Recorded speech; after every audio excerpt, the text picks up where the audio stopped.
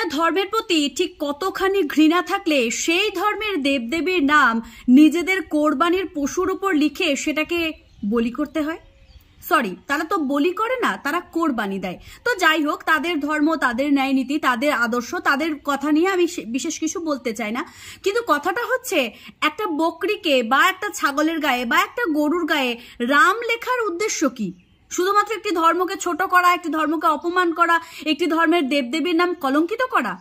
আপনারা কি মনে করেন নিজের ধর্ম পালন করছেন, নিজের ধর্মে পালন করুন, কিন্তু নিজের ধর্ম পালন করতে গিয়ে অন্য ধর্মের দেবদেবীকে যেভাবে আপনারা কলঙ্কিত করতে চাইছেন, আদতেই কি সেই ধর্মটাকে আপনারা কলঙ্কিত করতে পারছেন, নাকি নিজেদের ধর্মকেই ছোট করছেন? একবারও চিন্তা করে দেখেছেন এই কোরবানি শব্দের অর্থ কি?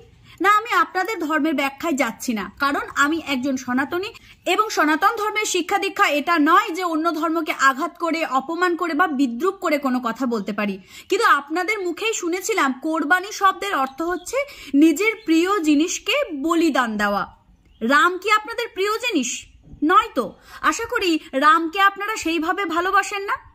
যদি রামকে আপনারা ভালোই বাসেন না, তবে একটা ছাগলের গায়ে রাম লিখে আপনারা কি প্রমাণ করতে চাইলেন? যে আপনারা অনেক শক্তিশালী, আপনারা চাইলেই হিন্দুদের দেবদেবীকে কেটে ফেলতে পারেন? আসলে কি বলুন তো, আপনারা এতটাই হিংস্রতা দেখাতে শুরু করেছেন একটি ধর্মকে ঘৃণা দেখাতে গিয়ে, যে আপনারা ভুলে যেতে বসেছেন ছাগল গরু আপনারা নন, আপনারা মানুষ, আর যেটাকে কাটছেন সেটা ছাগল গরু। কিন্তু এই ছাগল গরুর পর্যায়ে চলে এসেছেন আপনারা। না, আমি সমগ্র মুসলিম সম্প্রদায়ের মানুষকে এখানে আঘাত করতে চাইছি না, কারণ সমগ্র জাতি বা সমগ্র সম্প্রদায়ের মানুষ কখনো খারাপ হয় না। কোনো একটি ধর্মের একটি বা দুটি মানুষ খারাপ হলে কখনোই পুরো সম্প্রদায়কে দোষারোপ করা যায় না। কিন্তু এই যে আজকের এই ভিডিওটি আমরা দেখতে পেলাম, শুধুমাত্র তাই নয়, তারা যে রাম লিখে একটি ছাগলকে কোরবানি দিচ্ছে এটা তো বড় কথা নয়, তার সঙ্গে তারা সেটাকে ফেসবুক লাইভ করে দেখাচ্ছে, বীরত্বের সৃষ্টি করছে, ইতিহাসে নাকি নাম লেখানোর চেষ্টা করছে। এটাকে কখনোই বীরত্ব বলে না, এটাকে কাপুরুষতাই বলে। যে ধর্মের দেবদেবীকে আপনারা ঘৃণা করেন, যে ধর্মের দেবদেবীকে আপনারা মানেন না, যে ধর্মের দেবদেবী সম্পর্কে আপনারা সবসময় বিদ্রুপাত্মক কথা বলেন, যে ধর্মটাকে আপনারা মানেন না, সেই ধর্মের দেবদেবীর নাম নাকি গায়ে লিখে সেটাকে কোরবানি দেবেন। আসার কথা একটাই, যে আমাদের হিন্দু সংগঠনের কিছু মানুষেরা এই ফেসবুক লাইভটি তারা দেখে ফেলেছিল এবং সঙ্গে সঙ্গেই সেই জায়গায় গিয়ে সেই পশুটিকে তারা রক্ষা করেছিল। দেখুন, আপনাদের উৎসব কোরবানি, সেখানে আপনারা পশু বলিদান দিচ্ছেন না পশু কোরবানি দিচ্ছেন সেটা নিয়ে আমাদের বিন্দুমাত্র আগ্রহও নেই, কিন্তু সেই ছাগল বা গরুর গায়ে যদি রাম লিখে বলি করার চেষ্টা করেন, সত্যিই একটা প্রতিবাদ করাটা সকলেরই উচিত। শুধু আমি বলে নয়, আপনাদের ধর্মেরও মানুষ এটাকে প্রতিবাদ করা উচিত। যে ধর্মটাকে আপনারা মানেন না, সেই ধর্মের দেবদেবীর নাম যখন গায়ে লিখে কোরবানি দিতে যাচ্ছেন, তখন সেই কোরবানিটা আর কোরবানি থাকছে না।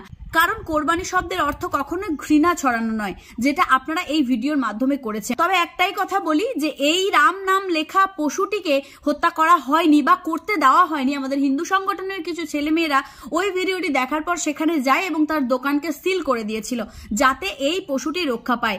আপনারা ধর্মের দোহাই দিয়ে পশু বলি করছেন, রাম নাম লিখে এই ধরনের কাজগুলো করবেন না। কারণ একটা ধর্মকে সম্মান করতে গিয়ে আপনি অন্য ধর্মকে অসম্মান তো করছেনই, বরং নিজেদের ধর্মীয় শিক্ষাকে কলঙ্কিত করছেন। আশা করি আজকের এই ভিডিওটি বুঝতে পেরেছেন আমি কিভাবে বলতে চেয়েছি। যারা যারা ভুল ব্যাখ্যা করছেন বা আমাকে যারা ভুল ভাবছেন, তাদেরকে বলবো এই ভিডিও থেকে সরে যান। আমি শুধুমাত্র তাদের কাছে এই ভিডিও পৌঁছে দিতে চাই যারা সত্যিটাকে সত্যি এবং মিথ্যেটাকে মিথ্যে বলতে ভয় পায় না। দেখা হচ্ছে নতুন কোনো ভিডিওতে, নতুন কোনো দিন। ততক্ষণের জন্য সকলে ভালো থাকুন, সুস্থ থাকুন। ভিডিওটি ভালো লাগলে অবশ্যই ভাবে শেয়ার করবেন এবং আপনারা কমেন্ট বক্সে জানিয়ে যাবেন যে জিনিসটা আজকে আমি দেখানোর চেষ্টা করলাম সেটা আসলেই তারা ঠিক করেছে নাকি ভুল। জয় শ্রীকৃষ্ণ, রাধে রাধে।